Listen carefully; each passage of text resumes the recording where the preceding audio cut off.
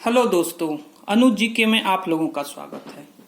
भारत का संवैधानिक विकास सीरीज को आगे बढ़ाते हुए आज मैं आप लोगों के लिए भारत शासन अधिनियम 1919 लेके आया हूँ।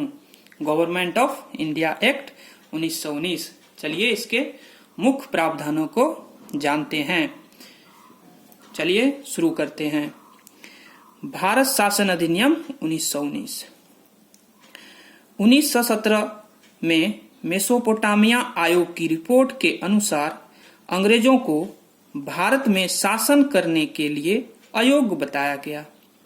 होम रूल आंदोलन से भारतीयों में चेतना तथा प्रथम विश्व युद्ध में भारत के सहयोग के कारण तत्कालीन भारत सचिव मॉन्टेग्यू ने 20 अगस्त 1917 को ब्रिटिश सरकार के प्रस्तावित सुधारों की घोषणा की, जिसमें कहा गया कि भारत को स्वतंत्र डोमिनियन की स्थिति प्रदान की जाए।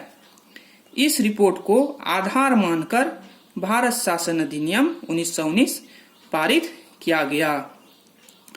होम रूल आंदोलन के प्रवर्तक थे बाल गंगाधर तिलक और एनी बेसेंट। इस अधिनियम के द्वारा प्रत्यक्ष चुनाव प्रणाली अपनाई गई। इस अधिनियम द्वारा महिलाओं को भी मताधिकार दिया। सांप्रदायिकता के आधार पर निर्वाचन प्रणाली को सिखों, भारतीय ईसाइयों, आंग्ल भारतीयों और यूरोपियों के लिए भी पृथक निर्वाचन के सिद्धांत को विस्तृत कर दिया।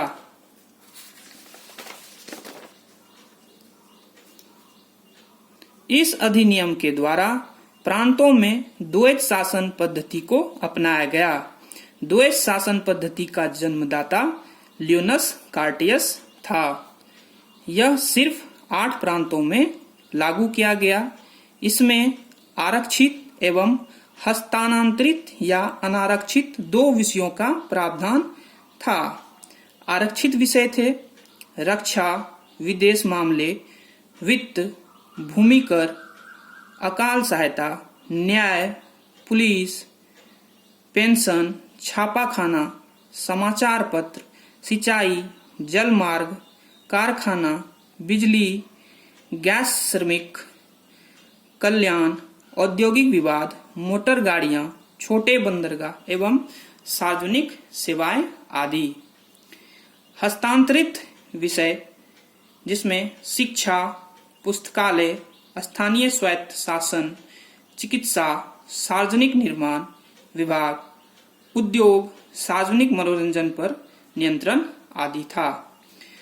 आरक्षित विषयों का संचालन गवर्नर और उसकी कार्यकारी परिषद के माध्यम से किया जाता था तथा हस्तांतरित विषयों का संचालन गवर्नर तथा विधान परिषद के प्रति उत्तरदायी मंत्रियों की सहायता से होता था। इस अधिनियम द्वारा भारत में एक लोक सेवा आयोग के गठन का प्रावधान किया गया। अतः 1926 में सिविल सेवकों की भर्ती के लिए केंद्रीय लोक सेवा आयोग का गठन किया गया।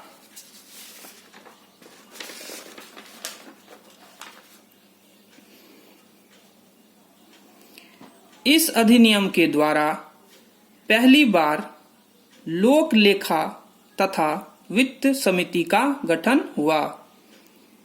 इस अधिनियम के द्वारा केंद्र में द्विसदनात्मक व्यवस्था को अपनाया गया।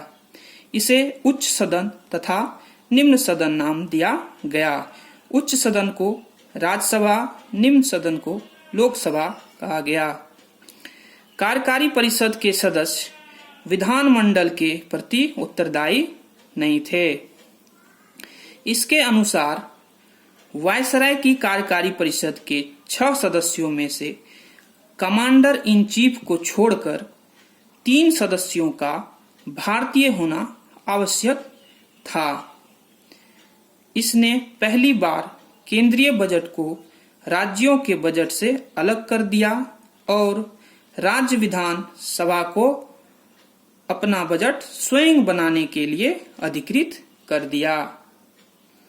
इस कानून ने लंदन में भारत के उच्चायुक्त के कार्यकाल का सृजन किया और अब तक भारत सचिव द्वारा किए जा रहे कुछ कार्यों को उच्चायुक्त को हस्तांतरित कर दिया गया।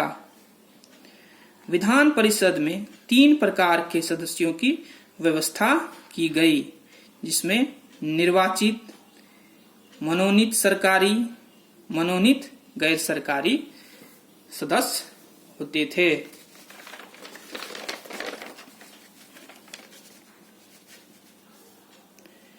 गृह शासन 1919 के एक्ट ने भारत सचिव की भारतीय प्रशासन संबंधी शक्तियों में तो कोई परिवर्तन नहीं किए, किंतु उस पर संसद का नियंत्रण बढ़ा दिया। भारत सचिव तथा उसके विभाग पर होने वाला खर्च ब्रिटिश संसद द्वारा स्वीकृत धनराशि से होने लगा। इससे इंडिया ऑफिस का प्रशासन सीधे संसद के नियंत्रण में आ गया।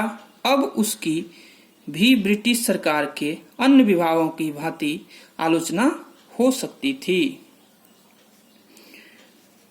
भाषाई आधार पर राज्यों के पुनर्गठन की सिफारिश मोंटफोर्ड रिपोर्ट 1918 द्वारा की गई थी।